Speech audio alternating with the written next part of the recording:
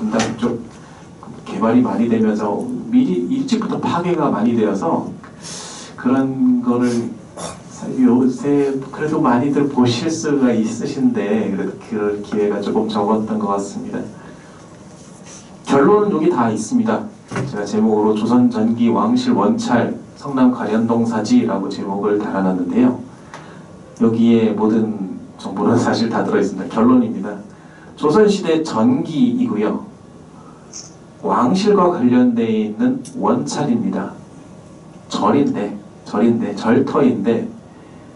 그냥 일반 절이 아니고 원찰, 누군가 이제 죽은 사람이나 뭔 것을 기원하기 위해서 어떤 그 원을 담아서 이제 발언을 하는 그런 절이죠. 그런데 그 발언을 한 사람이 왕실과 관련 있는 인물이기 때문에 워낙에 성남 이쪽 지역은 워낙에 왕실과 관련된 조선시대에 왕실과 관련된 자료들이 많이 있죠. 그런 맥락 속에서 여기도 이제 왕실 원찰이고요. 또 조선시대 전기라는 것이 사실 우리 긴 역사 속에서 조선시대가 비교적 가깝지 않습니까? 하지만 우리는 이제 임진왜란, 병자호란 등등을 거치면서 사실 조선시대 그 중기 이후, 임진왜란 이후에 다시 만들어진 것들이 사실 대부분이고요. 전기 자료는 생각보다 많지 않습니다. 그런 측면에서 이런 그 자료가 나온 것도 대단히 지금 귀중한 자료로 평가가 됩니다. 요거는 안타까운 건데요. 성남 가련동 사지이지요. 가련동에 위치하고 있어서 가련동 사지라고 이름을 붙입니다. 고각에서 되게 유적 이름을 붙일 때 자치단체 이름하고 그 세부 동리의 이름을 붙이거든요. 그런데 요거는 그냥 과거에 뭔지 이제 정확하게 모를 때 그냥 무슨 리 유적, 무슨 동 유적 이렇게 붙입니다. 왕실의 원찰인데 왕실과 관련된 원찰 이렇게 대단히 의미가 있는 유적인데 절의 이름을 못 찾았어요. 이게 대단히 지금 안타까운 현실입니다. 앞으로의 과제이기도 하고요. 안타깝지만 지금은 성남 가련동 사지입니다. 차근차근 좀 설명을 드려보겠습니다. 버튼이 계속 칠을 안 하세요? 예. 약간 이렇게 찌그러져 있는 상태이긴 한데요. 여러분들 가지고 계신 자료는 흑백이군요. 제가 이따가 칼라 사진 자료를 좀 드리도록 하겠습니다. 여기 조사 경과인데요. 보통 지방자치단체별로 문화유적 분포지도라는 게 다 만들어졌습니다. 이게 90년대 후반부터 시작해서 2000년대 중반까지 해서 우리나라 전국 모든 234개인가요? 기초자치단체 모든 유적 분포를 그때까지 조사된 유적 분포를 다 위치 범위를 표시를 해놓은 그런 자료들이 있습니다. 성남시는 아마 2006년인가에 나온 것도 모르죠. 기억을 정확한지 모르겠습니다. 근데 이 중요한 유적이 그 지도에 없어요. 정보가 없습니다. 새로 찾아졌다는 얘기죠. 발견 신고가 사실 최초 발견 신고는 이제 주민들이 2007년도에 여기 뭔가 중요한 게 있는 것 같으니까 좀 그 확인을 해봤으면 좋겠다 하고 이제 신고된 게 있었습니다. 2007년도에. 그래서 이제 전문가가 나와서 한번 이제 조사하고 이거는 좀 조치가 필요할 것 같다라는 의견도 접수되었었는데 무슨 이유인지 모르겠지만 이렇게 알려지지 않은 상태로 있다가 다시 한번 2019년도에 주민분들이 다시 한번 신고를 해주셨어요.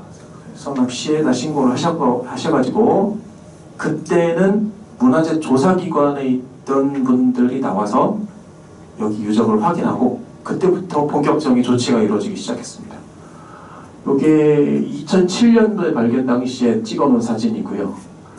2019년도에 발견 신고가 있었고 사실 나중에 연유야 자세히 모르겠습니다만 여기 발견 신고하신 분들 성남시에서 목표창 한번 주시는 것도 좋을 듯 싶습니다. 19년도 4월에 현지 조사를 하고, 그러니까 이 지표조사부터 이제 정식적으로 문화재 조사가 이루어지게 됐는데요. 흔히 지표조사는 그냥 사람이 이제 걸어 다니면서 땅에 뭐가 있는지 이렇게 흔적들만 확인을 한 겁니다. 사실 조사 제한은 많이 있는 방법인데요. 지표조사를 했고, 그 다음에 2020년도에 시굴, 직접 땅을 일부 전체 파는 게 아니고 조금 파서 여기 확실히 유적이 있다라는 걸 확인하는 단계를 2020년도에 진행을 했고요. 발굴이 그 다음에 2021년부터 본격적으로 시작이 됐습니다. 요거는 전체적으로 이제 다 열어가지고 땅을 다 파서 속에 뭐가 있는지 정확하게 다 확인하는 단계를 21년, 22년, 23년, 올해까지 좀 3차 연도까지 진행을 해오고 있습니다. 19년도에 지표조사를 하는 당시에 경작하던 그 쓰레기들도 좀 많이 보이는데요. 20년도에 시골 조사를 했던 모습, 그게 잘 안 보실 것 같은데, 트렌치라고 해서 길쭉하게 땅을 부분 파는 겁니다. 21년도에 이제 본격적인 발굴이 시작됐는데, 여기 이제 돌로 이렇게 쌓여져 있는 모습들이 칸칸칸칸 보이시죠? 요게 그냥 처음에 위에 쌓여있는 흙만 걷어낸 상태로 21년도까지 진행이 됐고, 22년도에는 그 남쪽으로 떨어져 있는 다른 구역 조금 발굴을 했고, 23년도에 본격적으로 이 부분에 대한 이제 정밀 조사를 시작을 한 겁니다. 떨어져 있는 구역에도 지금 건물이 하나 있고, 이것도 좀 상당히 의미가 있는데, 뭔지 저희가 일반적으로 조사했던 내용하고 알고 있는 그런 내용들하고 뭔가 다른데 뭔지 정확하게 모르겠어요. 아직은 그냥 이제 짐작되는 바가 있기는 하지만, 떨어져 있는 구역에 대한 조사를 먼저 했고, 그 다음에 올해 들어서 이 부분을 이제 전체적으로 조사를 하면서 이제 아까 사진보다 뭐가 많이 확인이 됐죠. 주된 절터 구역에 대해서 올해 조사를 진행을 한 모습입니다. 먼저 위치부터 살펴보고 가겠습니다. 성남시에 워낙 오래 거주하셨기 때문에 다 잘 알고 계시겠지만 다시 한번 더 가련동입니다. 여기 가련동 대원터널입니다. 대원터널 아시죠? 도천동 쪽에서 상대원 쪽으로 넘어가는 연결해주는 이제 산에 터널을 뚫어서 이제 도로가 났는데, 다행히 보통 이제 공사를 쉽게 하려면 다 산을 깎아내고 도로를 내는 게 사실 공사하는 입장에서 편한데, 아마도 여기 변전소가 있어서 중요한 시설물이 있으니까 그냥 철도를 안 하고 터널로 지나간 것 같습니다. 그 바람에 유적이 살아남았습니다. 이거 참 성남시에는 대단히 의도한 바는 아니지만 정말 다행인 일입니다. 지금 터널 아래쪽에 보이는데요. 터널 지나서 이제 상대원 쪽으로 넘어가는 그 터널 위에 윗부분이 되겠고요. 지금 여기 동서방향 능선 따라서는 등산로로 이제 여러분들이 운동 많이 하시더라고요.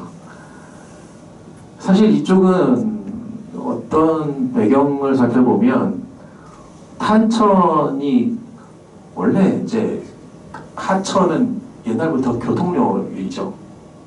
사람들이 다니기 산을 넘어 다니는 것보다는 물길을 따라 다니는 게 편하니까 교통로로 이용이 되는 지역이었고, 탄천 쪽에서 여기 하대원을 거쳐서, 하대원은 옛날에 대야원이라는 원 숙박시설이죠. 과거에 그런 것들이 있던 지역이고, 거기를 거쳐서 이쪽으로 이렇게 해서 광주 경안 쪽으로 넘어가는 교통로였습니다. 넘어가는 곳이 갈마치라서 지금 여기가 갈현이 된 거죠. 지명까지 설명을 안 드려도 되겠죠. 고지도들을 살펴보면 갈현, 갈마치라는 표기들은 계속 나옵니다. 여기 이제 조선지도에서 18세기 중엽에 만들어진 지도인데, 여기 빨간색으로 표시되어 있는 것, 그 성 표시되어 있는 부분들이 전부 이제 남한산성이죠.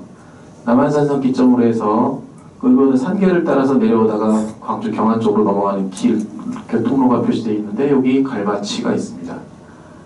요게 탄천이고요. 탄천에서 이렇게 해서 갈바치를 넘어가서 광주 경안 쪽으로 넘어가는 길목이 되겠습니다. 갈바치, 그리고 여기도 갈바치, 이런 여기에 요 가장 고지도 중에서 1872년에 만들어진 이제 조선 후기 지방지도가 비교적 상세하게 표현이 되어 있는 자료인데 남한산성 내부 뭐 건물들까지 이렇게 표현이 되어 있고, 요 빨간색은 교통로입니다. 세촌면, 돌마면, 여기 갈현 이렇게 해서 요 선이 여기 얇은 선으로 그려진 게 교통로입니다.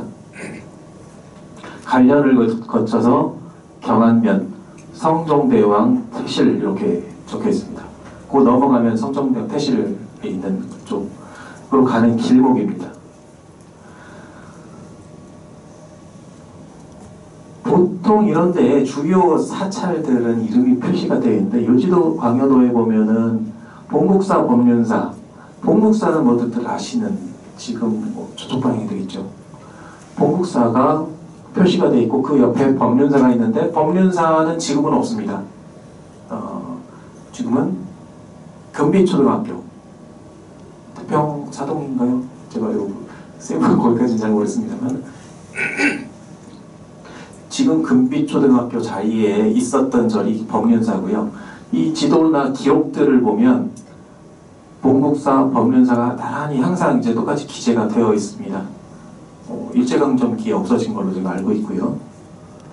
그런데 가련동의 이 중요한 사찰은 표시가 없습니다. 이 지도 자료 자체도 한계가 있는 거죠. 보시다시피 18세기 가장 지도가 남아있는 걸로 가장 빠른 게 18세기부터입니다. 1700년대의 지도들부터 해서 이제 쭉 나오게 되는데 여기에도 가련동 사진은 표시가 없습니다. 어쨌든 교통로상에 위치한 중요한 절이라는 거는 뭐 분명한데 요 자료들은 이제 일제강점기에 위에 만들어진 거고요. 1918년도에 5만 분의 1 지도가 전국이 만들어져 있는데 요 빨간색으로 표시된 범위 안에 지금 가련동 유적이 있고요. 그냥 교통로만 길만 이렇게 표시가 되어 있습니다. 요거는 63년도에 만들어진 25,000분의 1 지형도고요. 별다른 게 이제 표시가 없죠.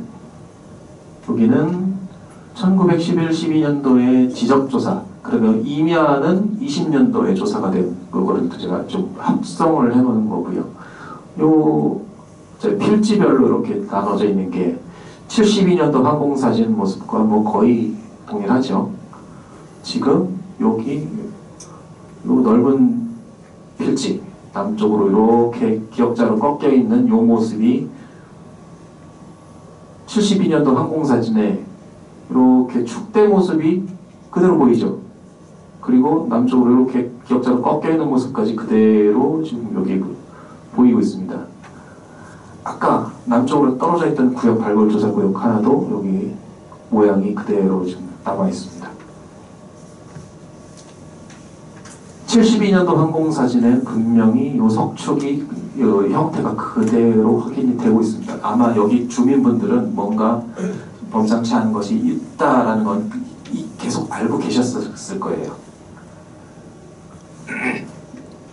예, 성남시에서 조사한 그 지명 자료를 보면 이제 절골이라는 표현도 있기는 하더라고요. 이 주민분들은 아셨을 거예요.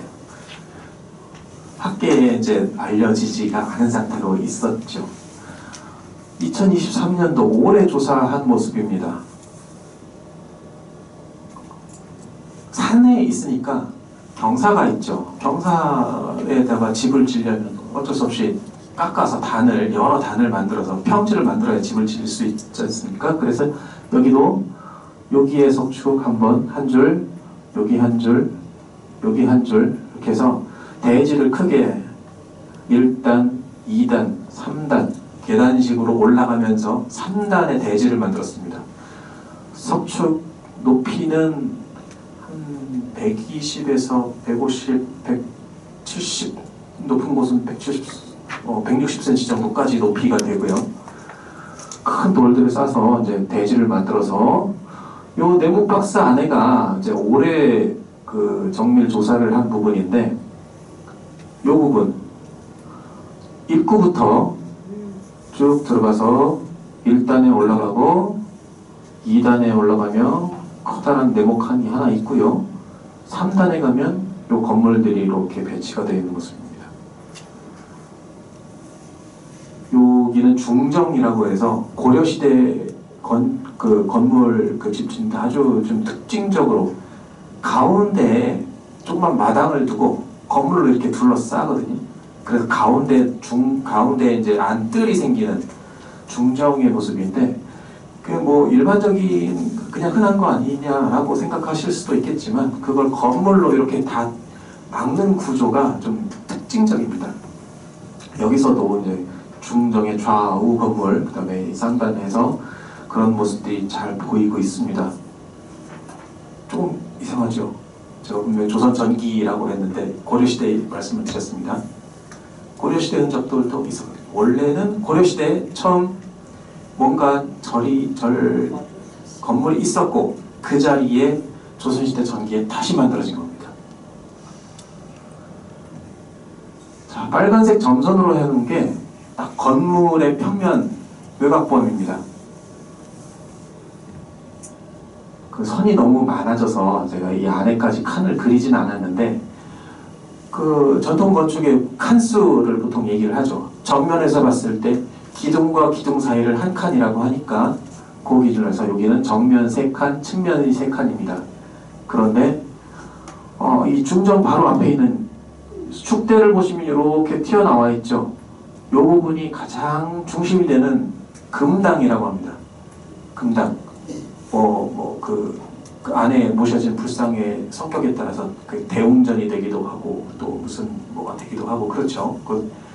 여기는 그거는 거기까지는 알 수가 없기 때문에 그냥 금당이라고 합니다. 금당이 있었던 부분이 정면 3칸, 측면 3칸으로 있는데 가운데 칸이 조금 넓습니다. 그리고 가운데 여기 이제 초석 그 기둥을 받치는 그 석재가 있는데 가운데 빠져 있죠. 공간을 크게 만들어서 이제 예배를 드릴 수 있는 공간을 만드는 거죠. 자, 기본 구조를 보시면 중정 앞에 있는 안쪽에 있는 가장 중심되는 금당, 그리고 동서에 딸린 건물들이 하나씩 있고요. 이 가련동 사지에서 아주 특징적인 부분입니다. 이 동쪽편으로 끝에 그 대지로는 1, 2, 3단 내, 그러니까 3단이니까 맨 제일 높은 곳이고 그 중에 제일 동쪽편 구석 쪽이긴 합니다만, 금당이 이렇게 앞으로 돌출되어서 이제 뭔가 여기는 중요한 곳이다라는 걸 표현하기도 하는데, 여기도 그만큼 돌출이 되어 있습니다. 자세한 사진 조금 뒤에서 보시고요. 기본 건물 구조는 금당, 좌우 건물, 그 다음에 동쪽편에 하나가 더 있다. 그리고 자, 이게 금당의 상세한 모습입니다. 원으로 표시한 부분들이 적심 또는 초석이 확인되는 그 기둥이 있던 자리들입니다. 기둥이 있던 자리들, 여기는 이제 초석이 그 경작 과정에서 이제 옆으로 밀어놔서 이제 빠져나간 모습인데요. 그래도 거의 대부분이 제 위치를 유지를 하고 있습니다. 한 칸, 두 칸, 세 칸, 하나, 둘, 세 칸, 정면 세 칸, 측면 세 칸, 3 곱하기 3 건물이고요. 가운데가 공간이 비어 있습니다. 불상을 안치를 했다면 딱 요 자리쯤 되겠죠. 바닥에 이제 보통 불상의 대좌 그 밑에도 이제 기초를, 물론 저희가 조사하는 대부분의 경우에는 이제 상부 구조는 다 없어지고 목재는 다 없어지고 바닥만 남은 상태에서 제가 조사를 하게 되는데, 기초를 보통은 이제 돌들을 쭉 깔아서 힘을 받도록 땅이 꺼지지 않도록 이렇게 만들어주는데, 약간 좀 무질서하지만 돌들이 깔려있긴 합니다. 그 안쪽에도. 그러니까 불상을 안치했으면 여기나 요쯤 될 거고요. 그 앞에 이제 절이니까 절을 해야 되겠죠.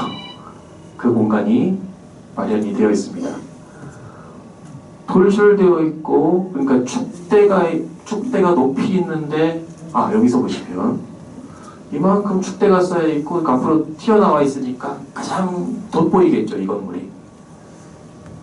이 건물로 올라가는 계단은 3단 대지로 올라가는 계단은 중심 건물의 좌우에 돌계단이 있고요. 재미있는 거 요거 평면에서 보시면 여기 큰 초석들이 한 줄이 나와 있습니다. 요것들이 하나, 둘, 셋, 넷, 다섯, 정면 5칸인데요. 요게 결론적으로 말씀드리면 고려시대 이전부터 있었던 건물에 여기도 사찰로 추정이 되고요. 금당자리입니다. 3단 축대가 없었죠. 이때는 중정은 있었던 걸로 보이고 정면 5칸, 측면 3칸으로 아마 추정이 됩니다. 보통 그때 그런 식의 건물을 많이 지었으니까. 그 흔적이 지금 남아있는 조사된 이 건물에 아래에 깔려 있어요. 고려시대 건물이 있고 그 다음에 조선시대 전기에 여기를 크게 이제 중창을 하면서, 그리고 왕실에서 어떤 이제 딱 여기 왕실 원찰이다 하고 이제 권위를 딱 부여하면서 그 앞의 모습은 사라졌습니다. 좌우 건물이 살짝 걸려 있는 모습인데 이쪽 부분은 아마도 내년도에 발굴을 할 예정이고 올해는 이쪽 동쪽 편으로 조사를 했습니다. 바로 옆에 있는 건물 넘어가고 동쪽 끝에 있는 건물이 좀 특이하다고 말씀드렸지 않습니까? 이 부분인데 앞에 비스듬하게 좀 바라본 모습이고요. 축대가 이렇게 튀어나와 있는 모습이고요. 금당처럼 돌출되어 있고 재미있는 것이 담장입니다. 담장을 주변에 쭉 둘러쳤습니다. 건물 하나를 담장으로 다 사방을 다 막았어요. 그리고 내부는 조금 흐트러진 모습도 있지만 재미있는 것이 첫째, 담장으로 전체를 둘러 막았다. 담장 사이에 출입을 해야 되니까 출입문이 이렇게 만들어져 있죠. 옆에 건물로 넘어갈 수 있는 진검다리도 있고요. 여기 문자리입니다. 여기는 축대 아래쪽에서 계단을 3칸 올라가면 여기도 문이 있습니다. 딱 이런 모습이죠. 요 사진은 남한산성에 있는 모습, 복원되어 있는 모습인데 담장 사이에 딱 문을 만들었는데 여기에 단이 한 2m 정도 밑으로 내려가는 쪽에 문입니다. 상부는 다 없어졌으니까 바닥만 보는데 바깥쪽으로 이렇게 딱 양쪽 면이 맞춰져 있으면 이런 식으로 보통 담장으로 봅니다.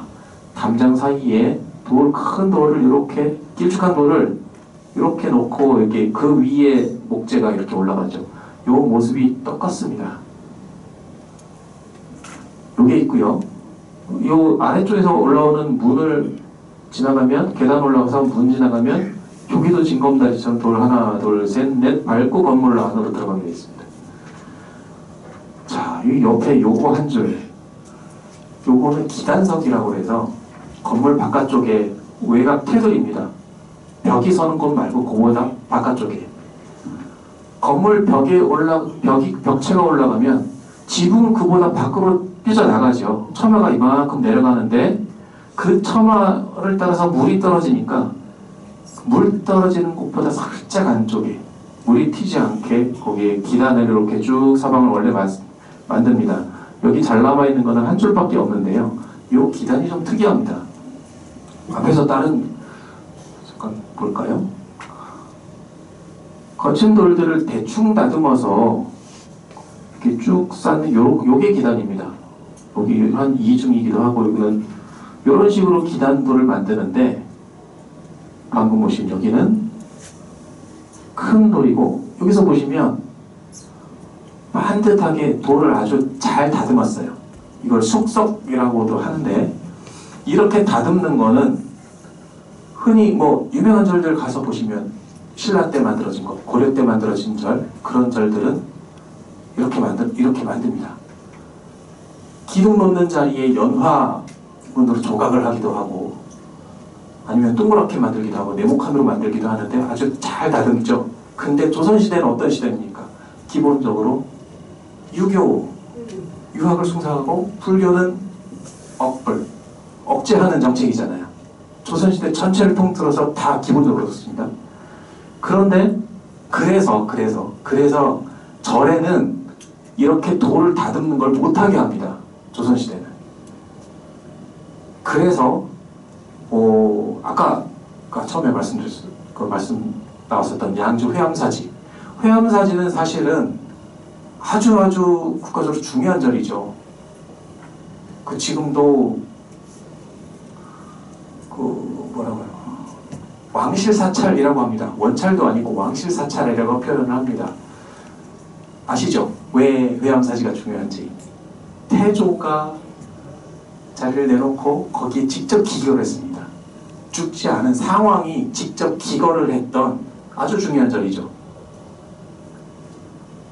일대 왕이 상왕이 머물렀던 것. 그렇기 때문에 그 후손들은 당연히 거기를 아주 중요하게 계속 보수를 하고 이런 것들을 합니다. 그런데 그 회암사지가 조선시대 세종 때, 태종은 아들이고 세종 손자지 않습니까? 태조에. 그때 당시에 한 번 크게 손을 대서 중수를 하고 한 번 더 큰 중수를 하는데 그게 성종 때입니다. 성종 때 1400년 15세기 후반이죠. 성종 때 한 번 크게 중수를 하는데도 그때 그 회암사지의 돌을 이렇게 다듬는 작업을 했어요. 그것 때문에 유생들이 막 난리를 쳤습니다. 어떻게 절에 그렇게 할 수가 있느냐. 그래도 뭐 이렇게 좀 꿋꿋하게 하긴 했습니다만 그 정도로 그렇게 국가적으로 중요한 절이고 초대 왕이 있었던 곳인데도 유학자들은 그걸 그렇게 못하게 하고 반대를 하고 했던 그런 사회 분위기를 생각하셔야 됩니다. 그런데 여기도 여기 있습니다. 한 줄만 지금 남아 보이기는 합니다만 화강암으로 잘 다듬은 돌을 기단석으로 썼어요. 주변에 다른 돌은 다른 부분이 이게 안 보입니다. 요 건물이 뭔가 특이하다는 거죠. 또 한 가지 특이한 점, 요 부분입니다. 좀 붉은색으로 보이시죠? 그리고 이렇게 줄 이렇게 보이기도 합니다. 여기 구멍 푹 파여 있고, 요게 함실화공이라고 해서 난방시설이죠. 잘 아실 겁니다. 요것도 이제 남한산성 쪽에 있는 요 건물은 아마 객사 건물일 텐데 참고 사진으로 이렇게 함실화공이는 잘 아시다시피 솥을 걸지 않는 것이죠. 오로지 난방만을 위한 시설인데 그 난방시설이 여기 들어가 있습니다. 이쪽은 좀 깨졌지만 아마도 두 칸 규모 이 집에서 세 칸 규모에서 두 칸 정도를 불을 뗐던 것으로 보입니다. 사찰에 가서 보시면 아래쪽에 생활을 하는 곳은 이런 난방시설을 하는데 제일 윗단, 예를 들면 대웅전 또는 그 옆에 바로 있는 그런 건물들에서는 난방시설이 없죠. 보통 그냥 마루짱 깔려 있지 않습니까? 근데 여기는 난방시설이 있어요. 절을 치고는 아주 특이한 사례죠. 좀 전에 말씀드린 회암사지도 가장 중심이 되는 건물, 그 대웅전에 해당되는 생각에 무슨 모전이라고 했는데 그 중심 건물보다 뒤쪽에 한 줄이 큰 그 건물이 한 줄 더 있는데 그 대웅전보다 그 금당보다 뒤쪽에 거기에 태조가 기거를 했었던 걸로 보이고 거기에는 온돌시설이 있습니다. 그런 경우하고 좀 비슷하다고 생각이 드는 거죠. 요거는 금당보다 옆으로 빠져 있는 거고. 일단 넘어가겠습니다.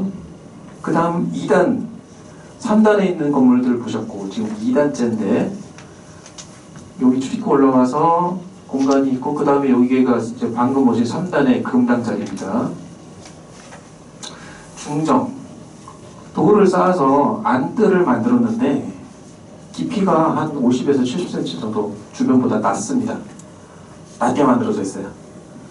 확실하게 이곳이 이런 공간이다라는 걸 만든 거죠. 위쪽에 건물들이 있고 좌우에도 건물들이 막혀 있습니다. 여기도 건물이 있는데 좀 더 다시 설명드리고, 저희가 보통 발굴을 하면 이렇게 그리드라는 걸 이제 칸을 짜서 토층을 항상 남겨둡니다. 그래서 그 토층상에서 어떤 변화가 있는지, 요게 시기에 따라서 계속 흙은 쌓여 나가니까 요 층은 언제, 요 층은 언제, 그리고 여기서 나온 유물보다 여기가 나오는 게 늦다, 이런 것들을 판단하기 위해서 토층을 항상 남기는데, 여기 좀 남북 방향 남아있고 동서도 원래 있었는데 지금 털어낸 상태입니다. 그 모습이 지금 토층 여기 있고요. 이 부분이 이쪽 토층인데, 여기도 건물이 있었다고 말씀드렸죠. 이 건물이 허물어질 때 그 위에 있던 기와 등등이 이쪽으로 허물어지고 앞쪽으로 이렇게 쏟아지면서 여기는 두껍게 쌓이고 점점 얇아지는 모습이 좀 사실 작아서 잘 안 보이실 것 같은데, 그런 모습이 있고요. 그래서 여기서 나온 기와들은 이쪽 건물 지붕에 있던 거죠. 이쪽도 반대로 마찬가지로 여기선 두껍고 가운데로 가서 점점 얇아지는 양상이고, 여기도 금당이 무너질 때 확 쏟아진 것들이 이 부분입니다. 여기서 이렇게 지금 여기서부터 요만큼 두께로 기와 편들이 확 함몰되어 있는 모습입니다. 그런데 저희가 주목하는 건 그보다 밑에죠. 여기 빨간색으로 앞에 살 보실 거예요. 붉은색 있죠. 그 밑에 안반은 여기서부터 밑으로 쭉 떨어지고, 그러니까 여기 원래 경사가 이렇게 져 있던 곳이에요. 그런데 흙을 이만큼 돋아서 쌓고 대지를 만들고 나서 그 다음에 한 번 더 살짝 쌓은 다음에 여기다가 불을 놔서 한번 다진 거죠. 불을 보통 이렇게 집 짓는 자리에 불 피우는 경우들이 많습니다. 불을 한번 확 질러가지고 습기도 차단하고 땅도 한번 붙이고, 그러고 나서 이제 시설들이 올라가는데 그게 한번 보입니다. 그런데 저희가 요거보다, 그러니까 요 층이 주요 건물들을 만들었던 시기라고 보고, 그 밑에 들어있는 유물을 보니까 그것이 청자예요. 12세기면 12세기 쪽 판단은 청자 그릇이 나왔는데, 12세기면 고려시대 중에서는 가장 힘이 있던 전성기죠. 그때 자기들이 좀 확인이 됐습니다. 고려시대부터 여기가 활용이 되고 있었다는 거죠. 고려시대 흔적이 있고 다시 여기 정지를 하고 여기에 이제 함몰되는 층이 있습니다. 연대 측정, 보통 목재들을 많이 쓰니까 불타고 남은 것들이 있으면 저희가 연대 측정을 하는데, 탄소 연대 측정 많이 들어보셨죠? 그것도 해서 저희가 결과를 얻어서 딱 그거 맞춰줬습니다. 아까 보신 아궁이에서 타다 남은 목탄재, 이것도 수습을 해서 연대 측정을 해보니까 저희가 추정했던 거하고 딱딱 맞아 떨어지더라고요. 여기서는 이 다짐층 아래에서는 고려시대 12세기, 그 다음에 거기에서는 14세기, 15세기, 16세기 이렇게 연대를 딱 세 개를 정확하게 얻었습니다. 예상한 거 그대로 맞았죠. 자, 그리고 특이한 점, 주변보다 낮으니까 이렇게 디딤돌이 있어야 이제 위로 밟고 올라가겠죠. 동서에 하나씩 디딤돌을 놨고요. 그 다음에 이게 아주 특이한 지점입니다. 중정이 주변보다 낮죠. 높이가 한 이만큼 됩니다. 50에서 높은 곳은 70cm까지 주변보다 낮게 만들었으니까 물이 빠질 데가 없잖아요. 산에서 경사에 물은 다 흘러내릴 텐데 비 오면 물이 갇히니까 배수시설을 만들었어요. 모서리에 배수시설을 만들었는데 당연한 일이죠. 그런데 이게 왜 특이하냐면, 가운데 여기 구멍이 뚫린 구멍이 3개 뚫린 요 판석 보이시죠? 여기가 제일 낮습니다. 요 판석을 통해서, 저 구멍을 통해서 물이 아래로 들어가서 옆으로 배수로가 쭉 퍼져 있습니다. 배수로 파고 지금 뚜껑을 덮은 돌들이 이렇게 보이죠? 그게 여기에서 동쪽 끝까지 쭉 나가서 담장 밑에까지 가서 그 다음에 남쪽으로 이렇게 배수시설을 만들었는데, 뭐 배수시설이야, 이 정도 배수시설이야 뭐 이렇게 만들 수도 있습니다. 재미있는 건 이렇게 구멍을 뚫린 판석을 쓰는 거죠. 이런 거는 아주 특이한 경우입니다. 저희들이 조사를 해서 자료를 찾아보면 이렇게 구멍이 뚫려 있는 배수구를 만든 거, 집수구를 만든 건 사례를 말씀드릴게요. 경복궁, 창덕궁, 회암사지. 조선시대 전기에 만들어진 그런 자료들, 궁궐 자료, 그리고 회암사지 정도 수준에서만 이런 흔적들이 보입니다. 배수로 하나 만드는데도 왕실하고 관련이 있다는 게 분명히 보입니다. 요 시설은 여기서 하나 보이고 이쪽으로 살짝 떨어진 요 지점에도 하나가 더 있습니다. 여기도 아마 땅 속으로 이제 물을 이쪽에서 이렇게 빼내서 남쪽으로 빼내는 그런 시설이 한 군데 더 있고요. 동쪽 배수시설 주로, 서쪽 배수시설 이렇게 두 개가 이런 형태가 보입니다. 그 다음에 중정의 바로 남쪽, 여기 가로로 지금 돌이 하나, 작은 돌 몇 개, 또 큰 돌 이렇게 보이실 텐데, 이것도 건물 기초를 이제 기둥을 받친 초석들입니다. 초석이 한 줄이 보이죠, 한 줄. 재미있는 것은 여기가 축대지 않습니까? 축대 중간에 큰 돌, 뭐 약간 작은 돌, 더 큰 돌, 약간 작은 돌 이렇습니다. 그 놓여있는 위치들이 여기하고 여기에 있는 초석들하고 배치가 딱딱 맞아서 축대에 있는 곳에 이 큰 돌을 놓고 거기다 기둥을 올릴 거예요. 지금은 그렇지 않은데 이런 모습들을 잘 안 하죠. 그런데 요건 고려시대부터 흔적들이 계속 보입니다. 가장 대표적으로 만월대가 어딥니까? 개성에 있죠. 개성 만월대, 우리나라에서 북한하고 공동 발굴을 한 적이 있어요. 그래서 우리나라 국립기관이 가서 저희 연구원에서도 직원 한 명을 같이 했습니다만은 개성 고려궁성이라고 정식 명칭하고 흔히 이제 만월대라고 하는 거기 발굴을 해서 그 자료를 보니까 이런 스타일이에요. 축대가 쌓여있는데 거기에 그 기둥 바로 올라가는 모습들이 여기서 보입니다. 고려시대에 흔히 많이 사용했던 방법들이 이런 데에서도 보입니다. 요거는 뭐냐 하면 동서로 길게 나가요. 보통 회랑이라고 얘기를 하죠.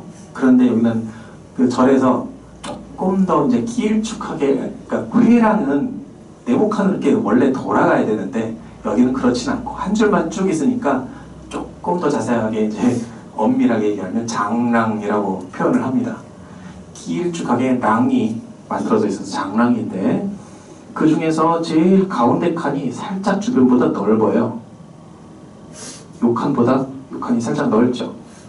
요 칸은 요 칸하고 비슷하고 이게 딱 중정의 중간쯤 되고 여기 1단에서 올라오는 곳인데 하나, 둘, 셋, 넷 이렇게 한 칸에서 여기가 장랑 중에서 가운데 문이 있었을 겁니다.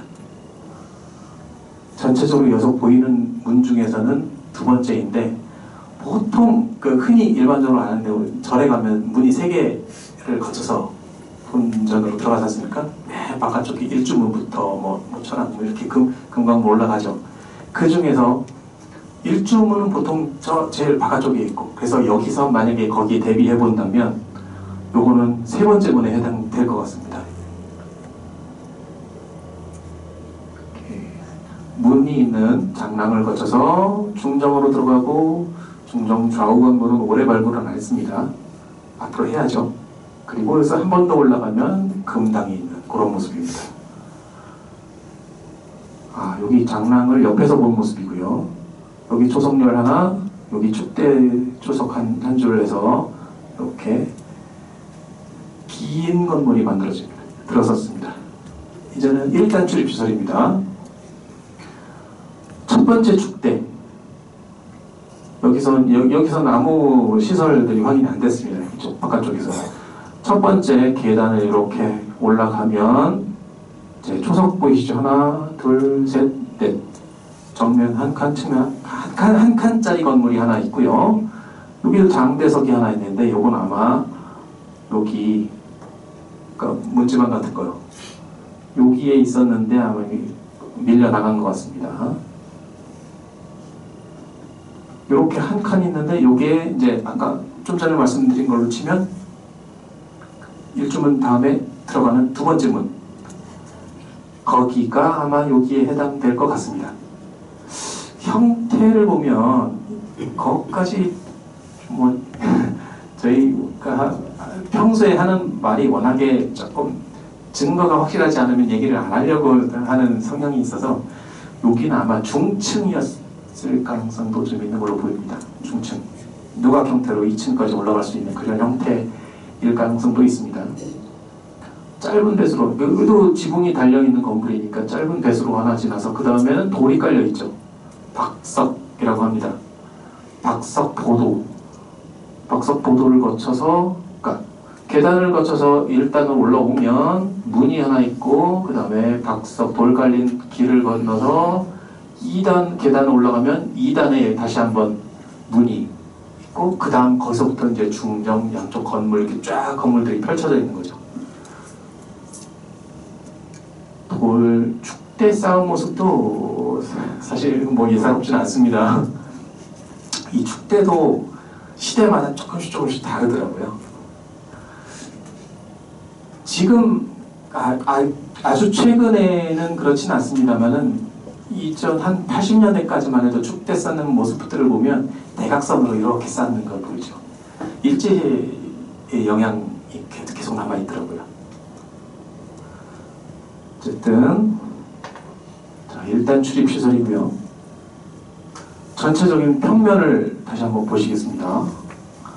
여기 출입시설에 문이 있고요. 보도자에서 올라가면 장랑, 그 가운데 문이 있고 중정 좌우의 건물, 그 다음에 계단으로 올라가면 맨 안쪽에 금당 좌우의 건물, 그리고 여기는 동쪽에 하나가 더 달려있는 모습이고 그 외 건물들이 조금 좀 있습니다.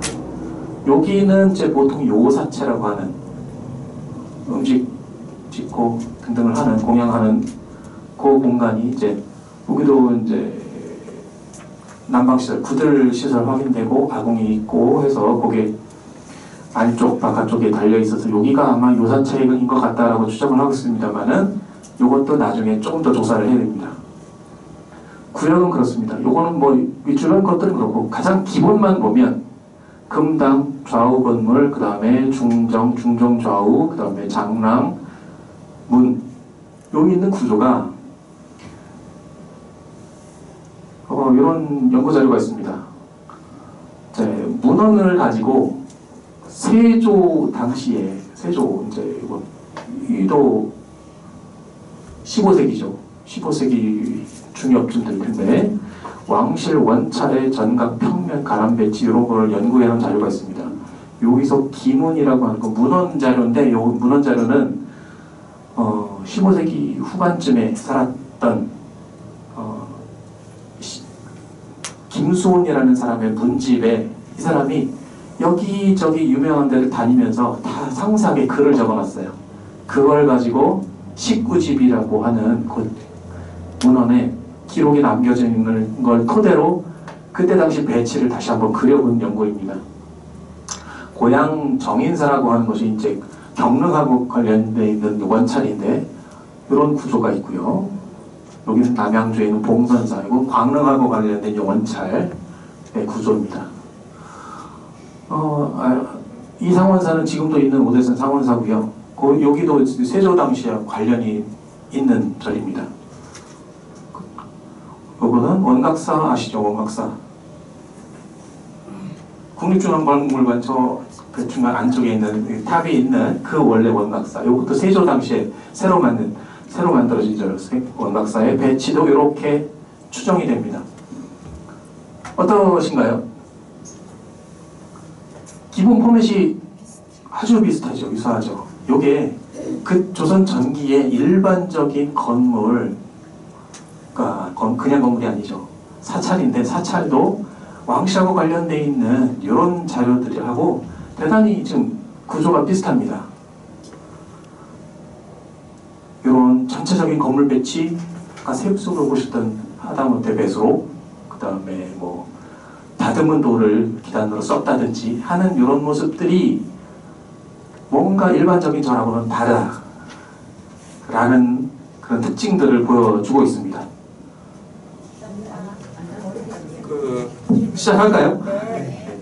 참고해서 말씀드리자면 예를 들어서 경주 대릉원 다 가보셨지 않습니까? 무덤들이 많죠.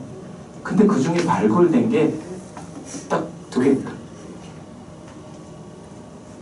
딱 두 개만. 그것도 일제강점기 그리고 우리 건국 이후의 초기 박정희 대통령 시절에 그때 일부 두 개 정도 발굴한 거 이외에는 발굴을 안 했습니다.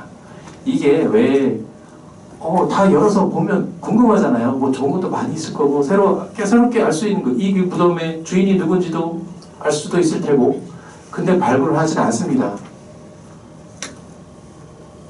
70년대 발굴한 자료들을 보면요, 지금 저희가 보면 너무 답답해요.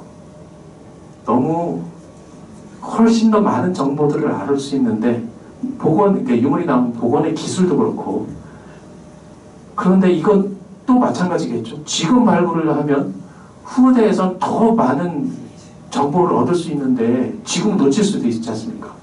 그래서 대부분의 지금 요즘 발굴이 이루어지는 거는 대부분이 구제 발굴입니다. 공사가 이루어지기 때문에 할 수 없이, 여기는 없어질 때야 없어질 수밖에 없어. 그럼 발굴을 해야죠. 그런 경우가 아닌 경우에는, 그런 경우가 아니면 웬만해서는 발굴을 잘 하지 않습니다. 후대를 위해서. 그 말씀하신 부분도 저희가 여기가 궁금하다고 해서 그렇게 발굴을 마음대로 할 수는 없습니다. 저희가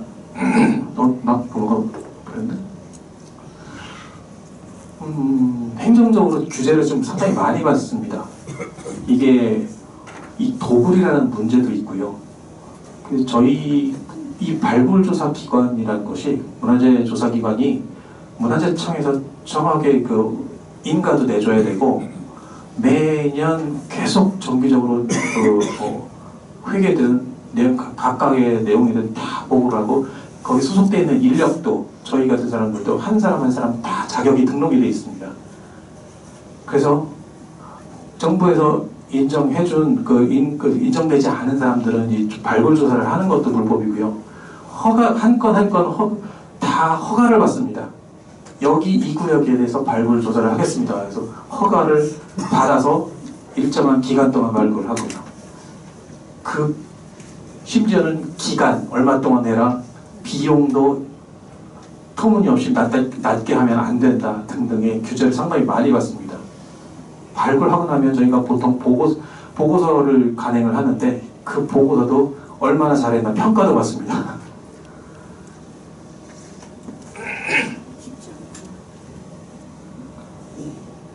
네, 유물 설명을 빨리 드려야지 질문도 받을 텐데. 출토 유물들에 대해서 설명을 드리는데, 우선 마루장식기와라는 용어가 좀 생소하실 수도 있어요. 전통 건축의 목조 건축의 지붕을 장식하는 이런 평기와 종류 말고 추가적으로 장식하는 기와들을 장식기와들이 있는데, 그 중에서도 여기 용마루, 내림마루, 추녀마루, 이런 마루에 장식하는 기와를 특히 마루장식기와라고 얘기를 합니다. 지붕의 종류에 따라서 내림마루, 추녀마루까지 있다고 하면 이건 팔짝지붕이 되겠죠. 맞배 지붕의 경우에는 추녀마루가 아니라 내림마루까지만 있을 테고요. 용마루, 내림마루. 그러면은 거기도 잡상이 들어갈 수는 있습니다. 내림마루만 있는 경우에도. 요거는 전체가 다 있는 경우, 그러니까 건축비도 더 비싸죠. 이 팔짝지붕 짓는 게. 장식도 용마루 끝에 올라가는 것, 내림마루 끝에 올라가는 것, 추녀마루에 올라가는 것들, 이런 상태까지 해서 이게 전체가 다 올라갔을 때의 모습입니다. 용마루의 양쪽 끝에 올라가는 거를 취두라고 지금 해놨는데, 이 취두라는 거는 주로 조선시대, 고려시대 말에서 조선시대 이후로 취두라고 부릅니다. 이거 학계에서도 아직까지도 살짝 좀 이 명칭에 대해서는 학술적으로 따지면 워낙 까다롭게 하지 않습니까? 엄밀하게 하기 때문에 일반적으로 통일신라 시대까지는 치미라는 종류가 많이 올라가는데, 그 다음에 고려시대로, 주로 고려시대 때는 치미에서 명칭이 바뀌어서 이제 물고기 모양이 올라가는 걸로 했다가, 요때가 되면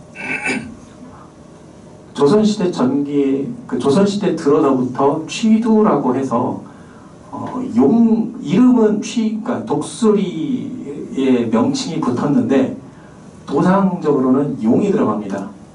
물고기에서 용으로 바뀝니다. 그래서 이게 조선시대는 이후에는 쭉 취두로 지금 나오고 있고요.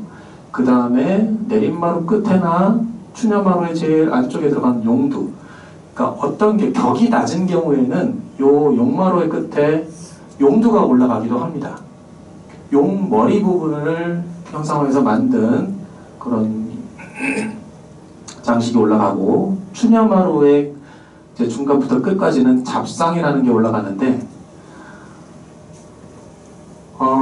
지금 현재 이제 궁에 남아있는 자료 사진이고요.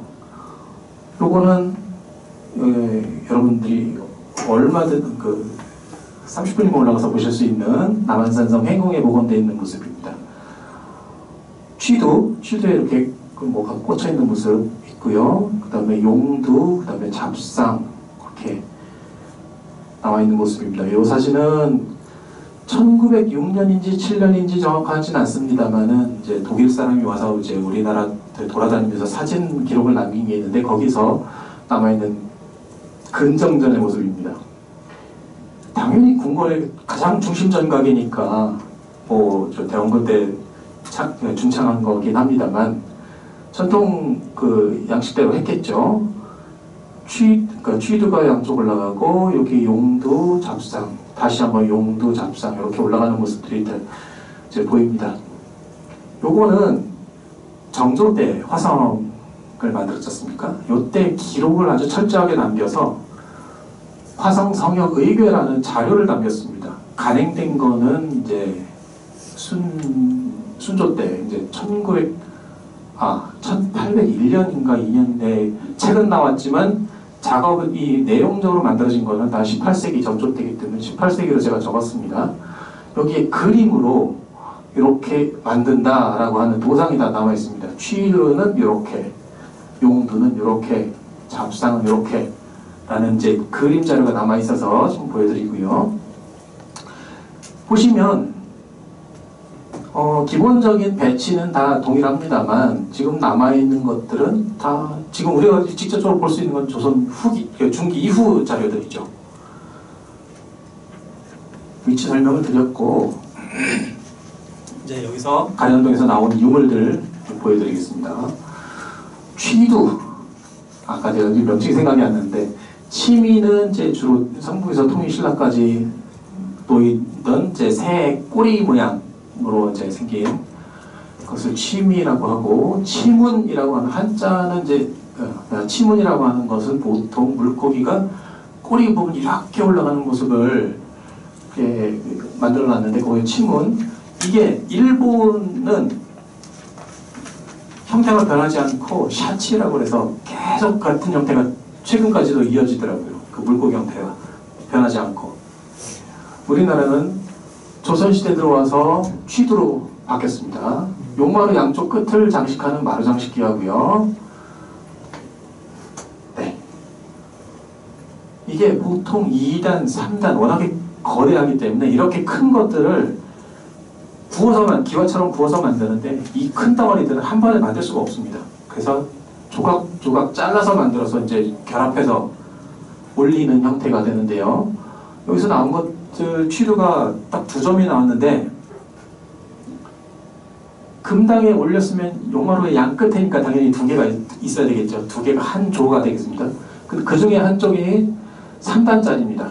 3단을 1단, 하단, 중단, 상단을 연결해야 되니까 못 구멍을 뚫어서 쇠못으로 이렇게 꺽쇠 같은 걸로 이제 박아서 위아래를 결합하는 구조가 되는데, 여기에서는 그 철물, 꺽쇠로 고정한 모습, 그런 유물들까지도 확인이 됐습니다. 이거는 특별히 이제 문헌상에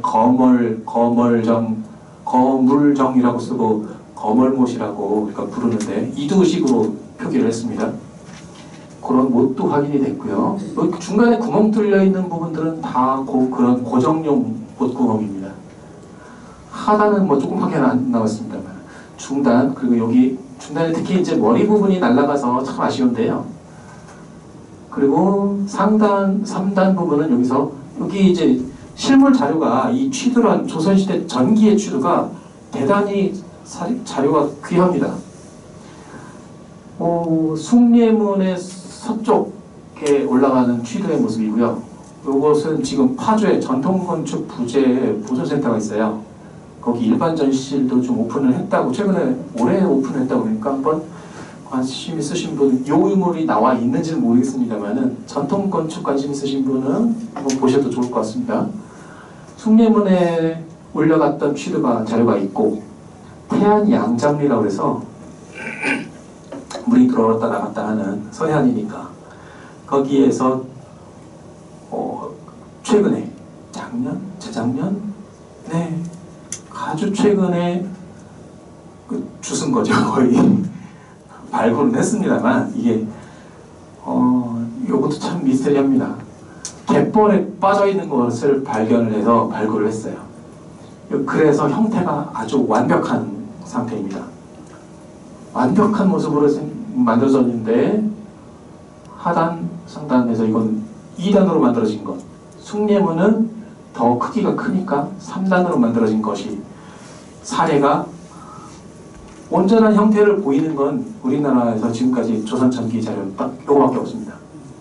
회암사지에서 뭐 요만한 잔편들, 여기에 취두는 취두다라는 걸 알 수는 있는데 조그만 편들만 나와 있고, 그래서 숭례문 거, 태안에서 나온 것 이후에 성남 가련동에서 상당히 많은 부분이 남아있는 형태를 알 수 있는 걸로는 세 번째 지금 자료가 되겠습니다. 취두의 모습이 이제 용머리가 입이 건물 안쪽으로 이렇게 그렇게 해서 건물 지붕을 물고 있는 형태입니다.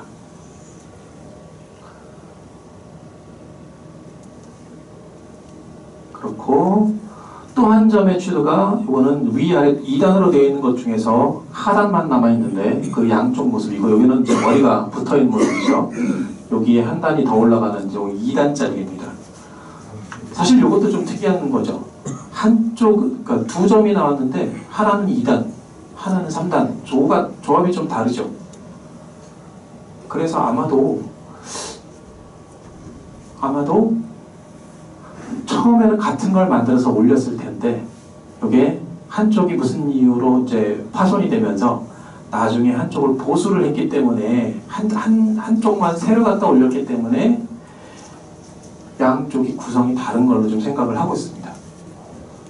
당연히 아까 보셨던 가장 중심 건물 금당이 올라갔던 것으로 생각을 하고 있고요.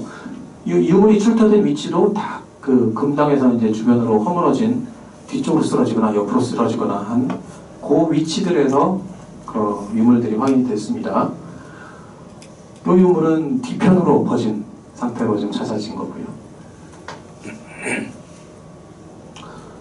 여기 태안 양장리과 완전한 모습을 보시면 재미있는 것은 여기 칼자루 모습으로 하나 이제 꽂혀 있죠. 이런 것이 이제 칼자루 모양이라고 해서 칼손잡이 검파라고 하는데, 우리 문헌 기록상에서는 운각이라고, 구름불, 운각이라고 명칭이 나옵니다.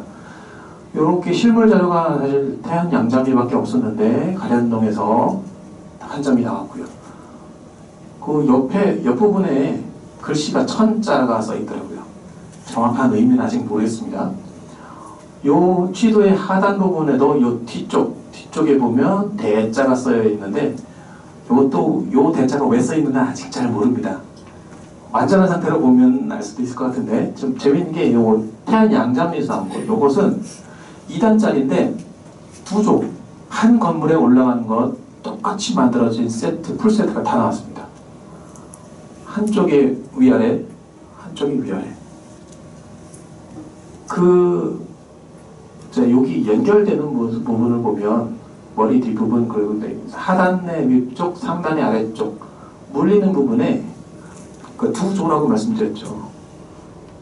여기 기호가 이렇게 새 발자국 찍은 것처럼, 그리고 이거는 삼각형 위아래 짝을 맞춘 거죠.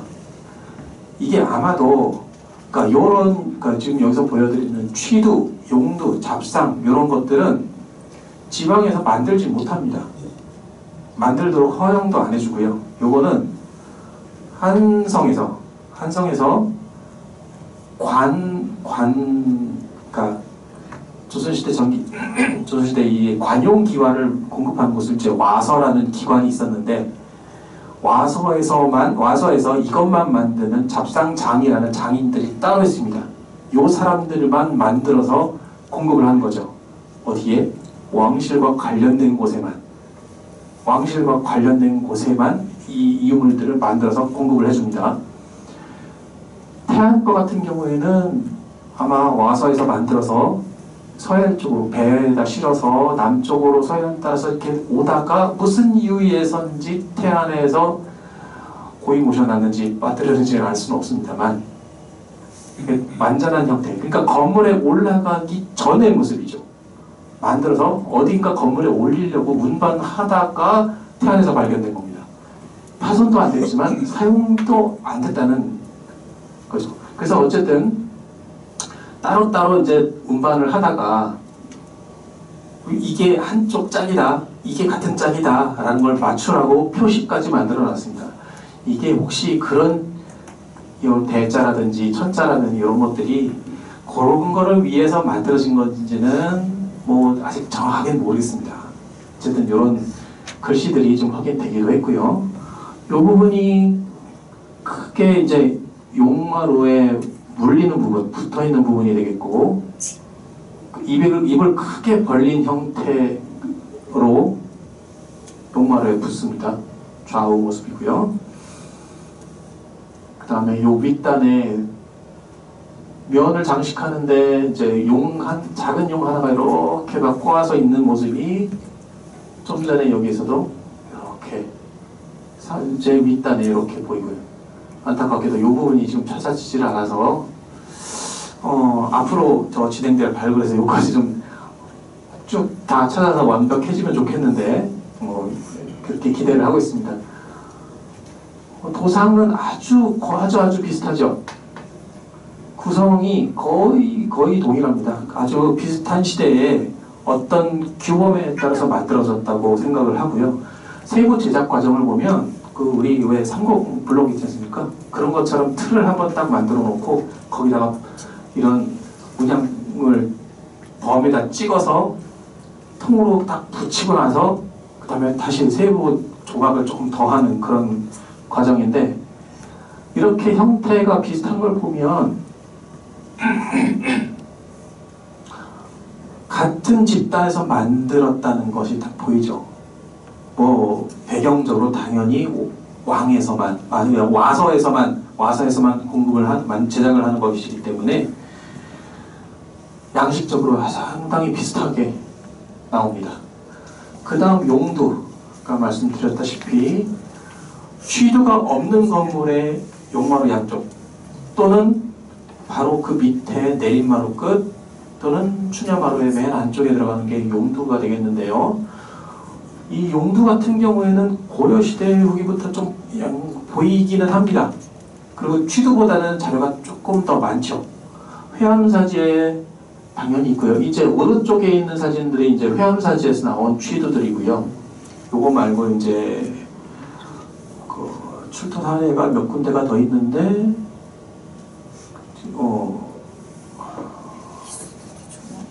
파주 해음원지, 고려시대 숙박시설 겸한 원하고 겸한, 거기도 대단히 중요한 사찰이기 때문에 거기도 용두 출토 자료가 있고, 마찬가지로 태종 때 만들어진 효령대군 관련해서 만들어진 그 과천 관악사지, 관악산의 남쪽편 기슭에 있는 이런 데에서 용도 자료가 나온 사례가 있습니다.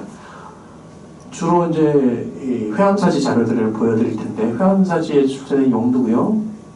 요것이 가련동에서 나온 용도입니다. 용도가 지금 여기 사진은 한 점만 보여드립니다만은 10점 이상, 10개체 이상이 보입니다. 팔자지붕이라고 가정을 하면 한 건물에 용도가 최대 8개가 올라가죠. 한쪽 모서리에 2개씩 해서 4모서리에 2개 하니까 총 8개가 올라가게 되는데, 여기서 10개체 이상이 보입니다. 적어도 금당 말고 다른 건물에도 용도가 올라갔다는 얘기가 되죠. 이거 재료는 뭐예요? 기와 만드는 재료가 같습니다. 점토를 성형을 해서 구워서 만듭니다. 네. 기와하고 같은 재질로 만들지만 만드는 사람도 다르고 이런 양식으로 만들어지죠. 용의 입을 이제 벌린 모습이고, 뒤에 이렇게 확 이제 바람에 날리는 그런 장식들이 공통적으로 보이는데, 이것도 암수가 있다고는 합니다. 그런데 구분해서 만들어지는데, 아직 이 용도의 출토 자료가 많지 않아서 그걸 아직 그게 무슨 표시로 남아있는지는 아직 잘 모릅니다만, 제가 그냥 여러 저희 출토 유물들을 보다 보니까 요 머리 부분이, 여기는 이제 비늘 모양으로 그려져 있는데 원을 2번 이렇게 그린 게 종류가 있더라고요. 머리 모양이 달라서 그게 아마 암수를 구분한 것일까? 분석 중입니다. 용도 자료들이 있고요. 잡상입니다. 잡상, 추녀가루 위에 이렇게 쭉 장식을 하는 건데, 건물 규모에 따라서 설치 개수 차이가 있고요. 요 그림 자료는 1920년에 출간된 상화도라는 책에 도상이 이렇게 그려져 있습니다. 잡상은 요런 형태이다 라고 해서 맨 앞에 대당사부, 손행자, 저팔계, 사화상, 이게 이제 뭐죠? 서유기에 나오는 그 명칭들로 해서 쭉 상이 만들어지는데, 지금 우리 복원되어 있는 남한성 포함해서 화성이든 어디든 지금 궁이든 모든 복원되어 있는 모습들이 다 요걸 기준으로 해서 만들어집니다. 근데 다른 자료들을 보면 이 서유기의 도상이 나오는 것들이 한 17세기 요 정도부터 기록상은 나오죠. 그림은 아니지만 기록상에 나오는 걸로 봐서 아마도 임진왜란 이후에는 이렇게 바뀐 것 같습니다. 근데 조선 전기 자료들을 보면 좀 전에 봤던 태안 양장리에서 나온 장수상 요 모습, 회암사지에서 나온 것들, 회암사지의 장수상, 그 다음에 각종 잡상들, 그리고 가련동에서 나온 잡상들, 요거보다 더 많이 있습니다만 지금 형태가 그래도 좀 많이 보이는 것만 사진으로 보여드립니다. 통 같은 의자에 앉아있는 모습, 다른 건 다 서 있고 요 장수상만 앉아 있습니다. 의자에 앉아 있는 모습, 좌상이죠. 여기 회암사신하는 장수상, 이렇게 의자에 앉아 있는 모습이 요 상화도에 나와 있는 대당사 부분 앉아 있고, 나머지는 다 이렇게 딱 동물 명상으로 되어 있습니다. 의자에 앉아 있는 사람 명상은 하나만, 맨 앞에 나오는 대당사 부분 하나만 있죠. 그래서 조선 전기에는 도상은 다르지만 요 장수상이 잡상 중에 맨 앞에, 출녀마루의 맨 앞에 보이는 그 상이 요 장수상일 거다라고 지금 생각을 하고 있습니다. 상반신은 사람, 하반신은 동물 모양, 물고기 비늘처럼 장식이 되어 있는데요. 이런 상인 하수, 이런 형태가 있고요. 이쪽도 상인 하수 모습이고요. 이쪽에 4개의 상, 그 다음에 여기 새 모양이죠. 새 모양, 요 형태, 요 형태. 상당히 비슷하죠. 여기 물고기 모양, 이쪽에 물고기 모양이 여기 물고기 모양이고요. 사진에 안 나와 있습니다만 이제 말하고 비슷한 모양이 가련동에서 나왔고, 여기는 여기 좀 두 마리가 이렇게 보이고 있고요. 대략 이런 형태들이 만들어져 있습니다. 이런 모습들이 아마도 15세기, 16세기 조선시대 전기에 만들어졌던 잡상의 모습일 것이다 라고 해서 거의 지금 형태를 볼 수 있는 자료들은 요거밖에 없습니다. 가련동 회암사지 태안에서 나온 거. 그 다음에 요거 아까 설명란에 들어가는 토수 위치 아시죠? 그 모서리 부분에 그 지붕 밑에 모서리 부분에 이제 그 큰 목재가 하나 쭉 나오는 거, 그 끝에 돌출되어 있으니까 이제 썩지 않도록 보호하는 목적으로 덮여지는 것이 토수인데, 토수가 가련동에서는 지금 이거 한 점, 두 점만 그 형태가 꽤 남아있어서 지금 사진 나왔습니다만은 다른 작은 편에서 총 4개가 보입니다. 그래서 그러면은 네 모서리가 다 덮일 수 있는 수장이 되겠죠. 요 토수의 모습, 요거는 회암사지의 토수의 모습입니다. 그 끝에 코 부분이 이렇게 말려 올라가는, 좁게 말려 올라가는 모습이 꽤 비슷하고요. 장식된 거는 그 도상들이 대단히 비슷합니다. 당연히 이제 그 비슷한 큰 차이가 나지 않는 그 제작 시기를 생각할 수 있는 것이고요. 살펴볼 수 있는 마루장식과들은 거의 비교 자료가 사실 궁궐 자료도 거의 지금 없기 때문에 대부분이 회암사지 발굴 자료하고 좀 비교가 되어 있는 상태입니다. 막세기와들은 봉황문, 용문, 용과 봉황은 아무데나 다 쓸 수 없는 물건이죠. 반드시 왕과 관련되어 있는 궁 또는 정자각이라고 해서 산릉 정자각이라고 해서 이제 무덤에 제사 지내는 그 정자, 그런 건물에서만 보입니다. 그리고 또 원찰에서 보이고요. 왕실 원찰에서. 봉황문, 용문이 뭐 다른 것처럼 많지는 않습니다만 한 10점 정도 좀 확인이 되어 있는 상태고요. 그 이외에는 전부 두 종류입니다. 연꽃, 수막새, 안막새, 연꽃이 장식되어 있든지 아니면 버머가 쓰여져 있습니다. 산스크리트어 버머가 있거나 연꽃이 있거나, 이것만 봐도 사실은 절 이외에 다른 것은 생각할 수가 없죠.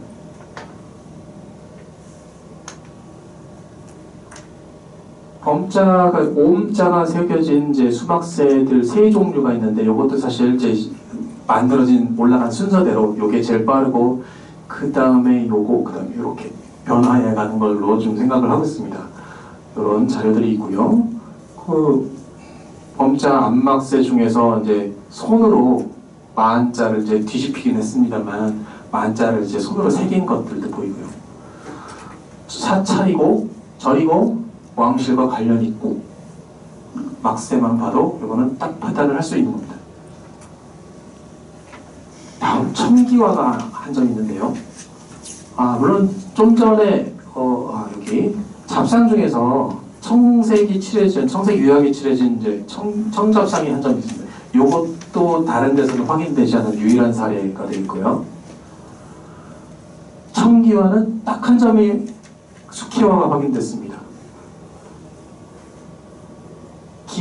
일반 기와 만들듯이 만들어졌는데 그 위에 흰색 칠을 먼저 하고 백색을 칠하고 그 위에 청색 알료를 다시 한번 칠합니다.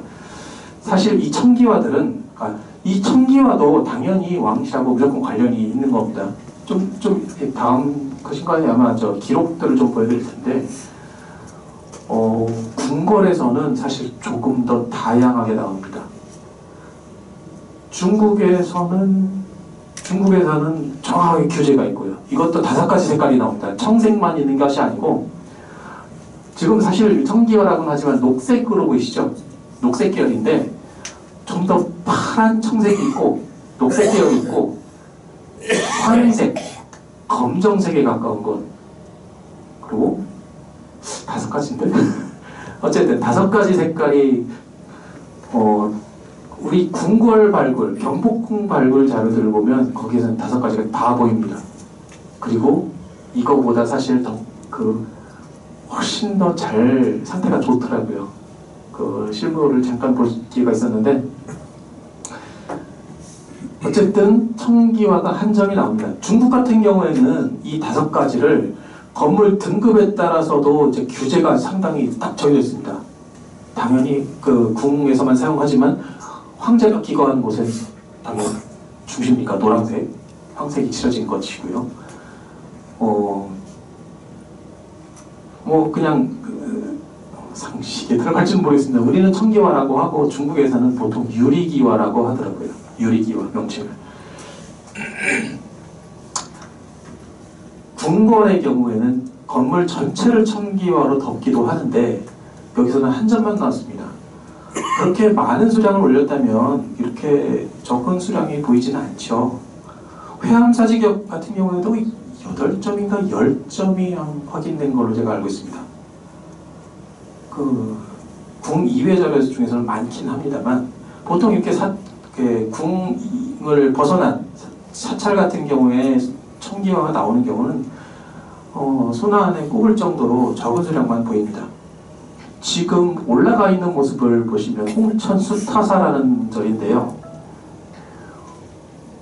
제가 안 적어놨군요. 여기도 무슨 어느 세조 때의 왕비의 태식인가가 있는 그 관련된 그런 절입니다. 그래서 청기화가 지금 요 용마루의 끝에 딱 2장이 올라가 있는 모습을 보실 수 있는데, 요게 지붕의 맨 위에 용마루 부분을 이제 명칭들을 이렇게 이런 걸 쌓고 암기화 쌓고 맨 위에 수기화를 쌓는데 그 부분에 수마루짱기화라고 하는 요 부분의 요겁니다. 건물의 딱 제일 위쪽 중심부에 이렇게 올려져 있는 모습이죠. 가련동에서도 요 한 점이 금당의 용마루의 딱 중심에 수마루짱기화로 사용이 됐을 걸로 생각을 합니다. 어쨌든 청기화가 있다는 건 왕실하고 관련이 있다는 거죠. 요거 한 가지만 더 보여드리고, 이 청기화는 사실 전략물자로 만듭니다. 전략물자. 초산이라는 걸 사용을 하게 되는데, 그 유약의 재료 중에 이것은 질산칼륨 종류라서 폭발성이 있는 겁니다. 요거 구하기도 되게 귀하고서 요거를 영초를 찾는 그 부서도 따로 있고요. 요 재료를 구하기 위해서 노력을 한 그 기사들이 물론 그 왕조실록이라든지 여러 차례가 보입니다. 요걸 구하기 위해서 대단히 많이 노력을 했다. 그만큼 귀한 거겠죠. 그래서 생산하는데 비용도 많이 듭니다. 그래서 대체품이 이거죠. 마연기화라고 하는데, 요 표면을 보면 요 수키화, 암키화 밖으로 노출되는 면이 그 수키화는 바가쪽 면, 암키화는 이렇게 오목한 면이 노출되지 않습니까? 요 부분에 이제 수키화가 이렇게 얹혀지니까 겹쳐지게 되니까 여기가, 그리고 암키화를 여러 장을 이제 물려 쌓으니까 여기는 안 했어요. 여기만 이렇게 갈아서 마연 작업을 한 모습이 보이는데요. 수키화, 암키화 이것들이 요 마연기화가 대단히 많이 확인됐습니다. 청기화는 딱 한 점만 사용했고 나머지 대부분은 마연기화를 사용했습니다. 요거는 경복궁에서 이제 마연기화 많이 나왔습니다만 그 중에 하나 이렇게 자세히 보시면 줄이 이렇게 쫙 가 있는 걸 보실 거예요. 요것도 사람이 일일이 이렇게 다 갈아야 되기 때문에 인건비가 많이 들죠. 요것도 귀한 겁니다. 관련 문헌을 보시겠습니다. 아련화라고 연화 또는 아련화라고 해서 문헌 기록들이 나오는데 세종실록 61권 세종 15년 1433년에 읽어보겠습니다. 아이고 시간이 상참을 받았다. 근정전 취두가 비로 인해 무너졌으니 고쳐야 됐는데 청기화를 구워 만들자면 그 비용이 매우 많으므로 아련화를 구워서 덮을까 한다. 그 다음 재미있는 말이 나오죠. 그런데 본국 사람들은 범사에 빨리 하고자 하여 정밀하게 하지 못하니 어떻게 하면 정밀하고 좋게 구워서 비가 새어 무너질 염려가 없게 하겠는가. 이 우리 한국의 빨리빨리 문화가 조선 왕조실록에도 기록이 있습니다. 범사에 빨리 하고자 해요. 자, 그래서 신하들이 아뢰기를 청기화를 구워 만드는 것이 상책이지만 그 어렵고 쉬운 그 얼마든 될지는 테스트를 해보고 하되 만약 아련화를 정밀하게 구워 만들려면 제조, 별좌를 더 정해서 책임자를 정해서 시행을 하는 것이 좋겠다. 그러니까 청기화는 너무 비싼 재료니까 청기화 대신에 이 아련화를 만들어서 덮기는 하되 대충 할 수가 있으니까 빨리빨리 해버리면 안 되니까 책임자를 지정을 하자라는 기사 내용입니다. 청기화를 대체해서 이 아련화, 지금 이 마연기화를 올린다는 내용입니다. 성종실록 1480년 6월 기록을 보면 또 약간 뉘앙스가 다른 것이죠. 신등이 일찍이 흥덕사의 그 절의 중수한 제도 모습을 보았는데 그 터는 예전에 비하면 더 넓고 건물의 높이는 옛것을 모방하였으나 더 웅장하게 만들었고 뜰은 숙석, 아까 말씀드린 그 다듬은 돌, 면을 반듯하게 만드는 뜰은 숙석으로 하고 주공은 화초로 하고 초석, 건물 이렇게 기둥을 받치는 그 돌을 다듬어서 거기다가 장식까지 했단 말이죠. 화초로 만들고 지붕에는 연화를 덮고 취두로 꾸며서 이런 마연기와 아련화를 쓰고 취두도 올리고 해서 무릇 그 제도가 참람하게 궁궐을 모방하였습니다. 그래서 어찌 중의 불찰로 하여금 조금이나마 궁궐에 모의할 수 있겠습니까? 절에다가 어떻게 왕 궁어에 있어서 쓰는 이런 재료들을 올리게 하느냐라고 막 상소를 하는 내용입니다. 성종 때의 이 전반적인 분위기가 신하들의 권한이 매우 커지고 유학자들이 그래서 그 사찰에 뭐 하는 거를 되게 반대를 아주 많이 하고 왕도 어느 정도 상당히 그걸 많이 받아들이는 그런 분위기였었습니다. 이런 모습을, 이런 기사들을 보면 이런 청기화든 취두든 연화, 아련화든 마연기화든 함부로 쓸 수가 없도록 제한이 아주 심했다는 걸 알 수가 있습니다. 가련동에서는 다 나왔죠. 상대적으로 이 가련동 이 절터가 어떤 위상을 보여주는지를 이런 조선시대 문헌 기록들로 알 수가 있습니다. 명문화가 한 점이 나왔는데요. 사실 제가 이제 세대다 오거나 그렇고 이제 고고학 전공인지 이런 글자를 잘 보지는 못합니다. 전공하시는 분한테 이제 이런 해석을 좀 듣기는 했습니다만 글자가 아주 완벽하게 맞아떨어지지는 않아서 이거는 해석의 여지가 조금 있습니다. 지금 단계로서는 이제 절이 만들어지기 이전의 에피소드, 이게 원찰이라고 판단을 하기 때문에 그 관련된 사람이 죽기 전에 있었던 어떤 에피소드들을 내용을 담아서 내용을 쓴 것이 아닌가라고 생각을 합니다.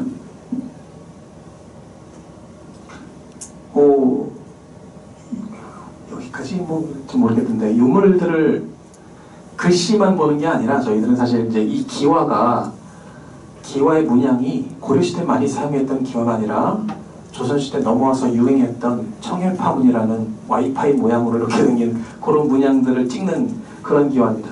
조선시대라는 걸 알 수 있고요. 그거를 그걸 기와를 일단 만든 다음에 완전히 굳기 전에 물 손질해서 면을 싹 다듬어요. 한쪽만, 위쪽 부분만 다듬어서. 그것도 이게 암키와거든요. 암키와의 그 바깥쪽 외면이기 때문에 사실은 드러나지 않는, 건물에 올리면 속으로 들어가는 면입니다. 거기에 물결 모양을 이렇게 한 줄을 긋고 손으로 글씨를 이렇게 쓰죠. 요거는 굽기 전에, 가마에, 기와가 가마에 들어가기 전에 꾸덕꾸덕하게 됐을 정도의 요거를 작업을 했다는 겁니다.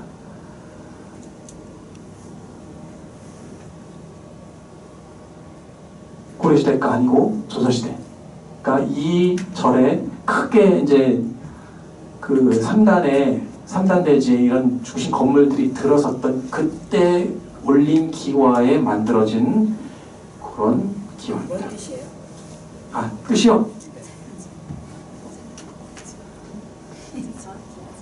부주중해 봉잡계진이라고 읽습니다만은, 이거는 그래도 제가 이거 말씀드리지 않는 게 좋겠습니다.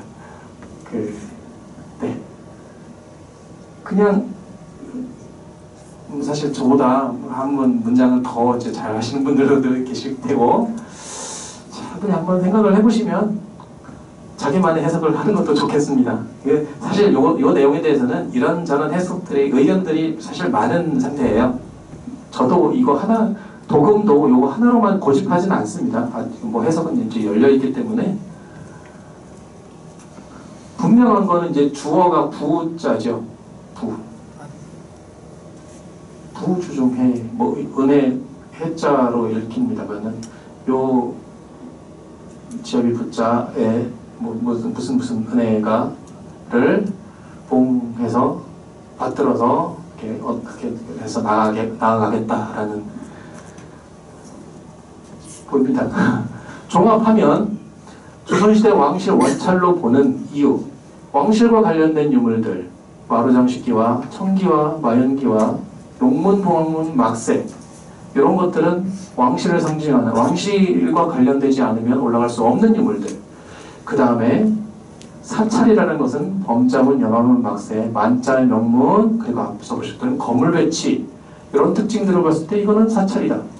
시기적으로는 기와나 자기를 보면 저희들이 이제 다 편년이 되어 있습니다. 그래서 이것은 조선시대 전기, 특히 자기류가 실생활에 쓰는 거기 때문에 아까 말씀드렸던 고려시대 흔적들이 아주 살짝 보입니다만은 대부분의 유물들은 백자 그리고 분청사기, 백자도 상당히 고급 기종들입니다.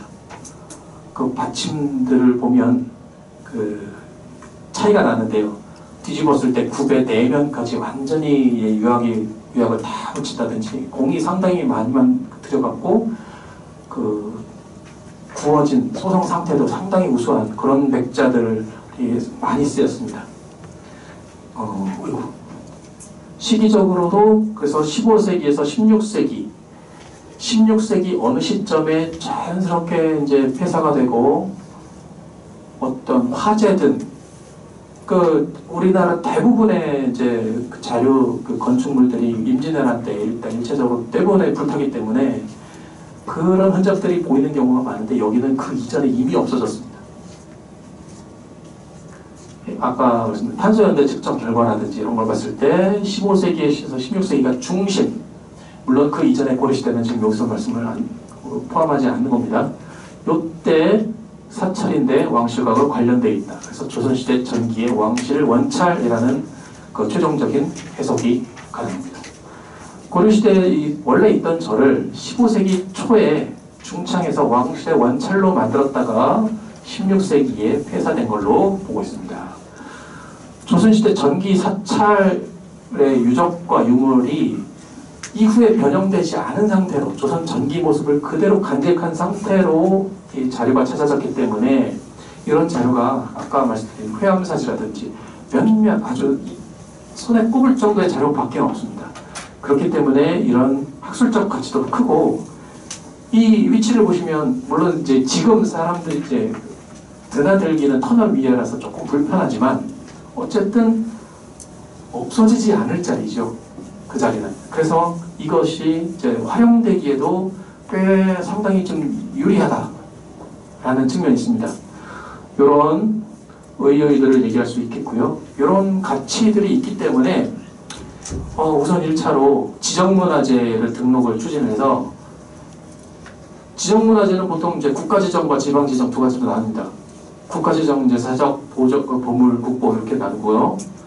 지방지정은 기념물, 유형문화재 등등이 있는데, 여기서는 우선 올해는 경기도 기념물로 가지정이 된 상태입니다. 그것은 확정됐고요. 내년에 봄에, 한 번에 정식 지정은 안 되거든요, 원래 절차상. 내년 봄에 한 번 더 이제 2차 심의를 하면 그때 정식 지정이 돼서 지정번호가 나오고 명칭이 나올 겁니다. 그렇게 추진이 되고 있는 유적이고, 아까 말씀드렸다시피 전체의 한 30% 정도밖에 지금 발굴이 되지 않은 상태입니다. 앞으로 계속 연차적으로 발굴을 지속하면서 좀 더 자료들이 보완이 되고 좀 더 완전한 모습까지 복원할 자료들을 찾을 수 있을 것으로 제가 기대를 하는 그런 유적입니다. 옆에 변전소는 사실 이게 사진에 나오면 안 되는데요. 보안시설이라서.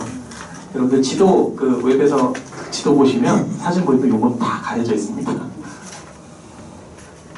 산 정상에서 살짝 내려온 부분에 지금 건물이 있고요. 오늘 설명은 거의 안 드렸습니다만 여기에서 떨어진 구역이 하나 있고, 요 골짜기를 따라서 이제 올라가게 되죠. 터널. 상대원동입니다. 네, 이 정도에서 가련동 사지에 대해서 설명을 마치도록 하고요. 시간이 많지는 않은 것 같습니다만은 질문이 있으시면 몇 가지만 좀 받을까요? 거기 현장에 가려면 언제 갈 수 있어요? 저희가 확정은 안 됐습니다만 저희가 지금 일단 펜스로 좀 막아놨거든요. 그래서 내년 봄에 발굴 계획이 좀 완전히 확정은 안 됐습니다만 계획이 있습니다. 우선 내년도 발굴은 크지 않은 짧은 기간 내에 조금 진행을 하고, 이게 도 지정이 완전히 정해지고 나면 도에서 이제 도의 지정문화재이기 때문에 도에서 예산을 받아서 이제 앞으로 내후년부터는 또 이제 규모를 키워서 조사를 계속 할 수 있을 것 같습니다.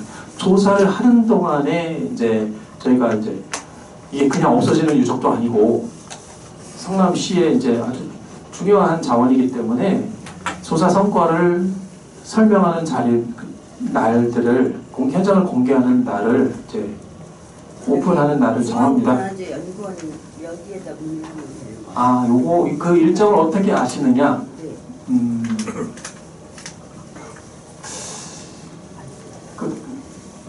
저희 연구원의 홈페이지에서도 공지를 하고요. 네.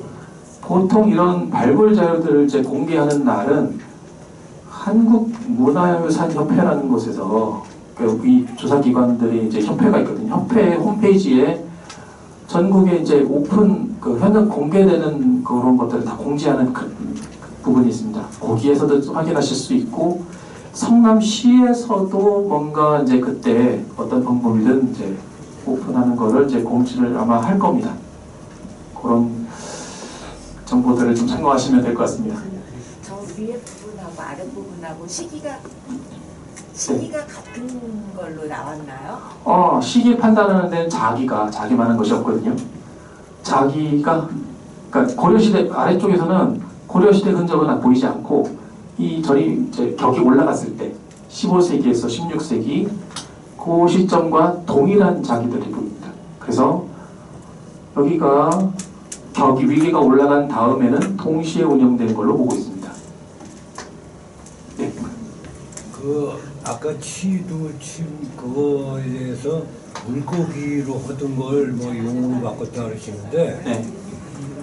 그게 이제 조금 잘못된 설명 같아요. 왜냐면 삼국시대에는 봉황새 꼬리, 꽁꼬리 해가지고 새 꼬리로 이렇게 했던 거를 그게 침이라고 하죠. 침이라고 하는데, 그게 이제 고려는 불교가 국교였습니다. 그래서 고려 시대에 들어와서는 그 불교가 온 인도에 대한 많은 정보가 들어왔는데, 그 중에 뭐가 있냐면 그 겐지스강, 인더스강 그 강물의 신을 뜻하는 그 여신이라고 그러는데 미카라라고 그러는 물고기가 있는데 마카라라고 하죠. 네. 네. 근데 이게 용을 그냥 잡아먹을 수가 있다는 거예요. 근데 그 여신이 그걸 타고 다닌다는 거예요. 그래서 우리나라 저 지구 꼭대기 능선을 용마루라고 그러잖아요. 그 용마루 끝에 우리가 얼핏 생각하면 용머리를 갖다 올리든지 이쪽에 용꼬리를 갖다 올려야 될 것 같은데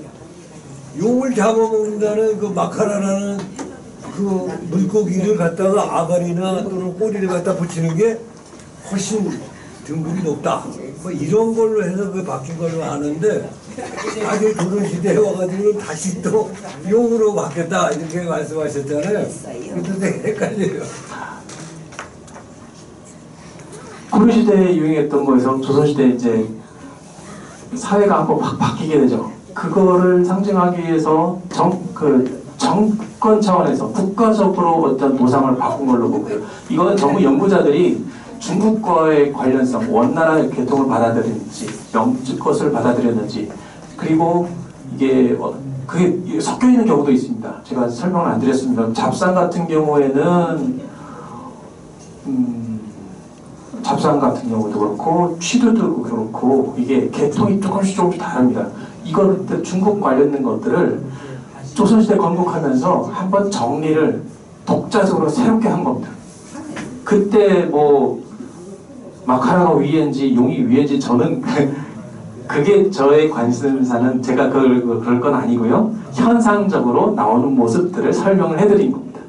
아까 말씀드렸다시피 해석은 여러분들이 이제 뭐 폭넓게 자유롭게 생각을 해보셔도 좋겠습니다. 일단 자료는 그렇습니다.